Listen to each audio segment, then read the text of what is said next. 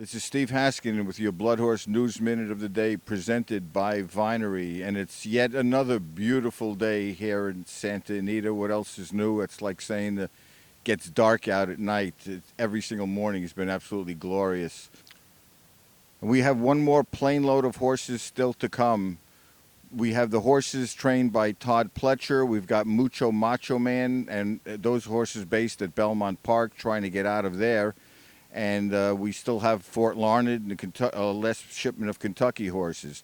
As of now, the horses at Belmont are scheduled to load at 4:45 this morning and do what the first load did, head up to Newburgh, New York, and take off from Stewart Air Force Base, go down to Kentucky, pick up the Kentucky horses, and they should be here tomorrow no earlier than noon. So if they can get here by noon, that'll be good because that'll at least give them a day to get over the track and to school in the paddock.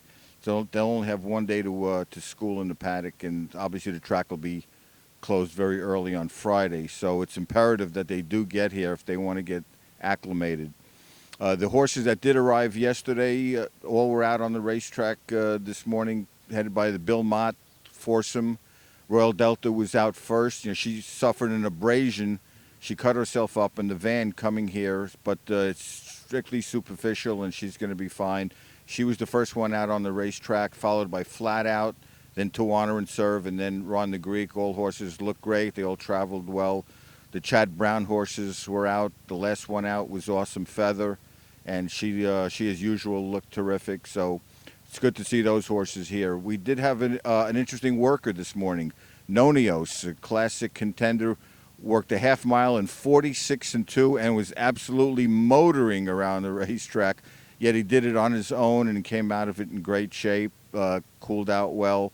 So that was a very sharp work by Nonios, and he could be an interesting 3-year-old to watch. Also working was the very fast 2-year-old filly Beholder, who's going to be running in the juvenile fillies, and she just had an easy 3-furlong breeze in 39-3. On the European front, the Aidan O'Brien horses arrived safe and sound last night, and they should be out on the racetrack on Thursday. Also on the European front, Dundonnell, who is going to should be one of the leading choices in the juvenile turf, was out on the track with his jockey James Doyle up on. Even though he just jogged around, Doyle was just up just to get a feel of the track and to be up on the horse's back. So now we've got the Europeans in full action, and we should have some more action when these horses do hit the racetrack. Anyway, that's it from here. This is Steve Haskin with your Blood Horse News Minute of the Day, presented by Vinery.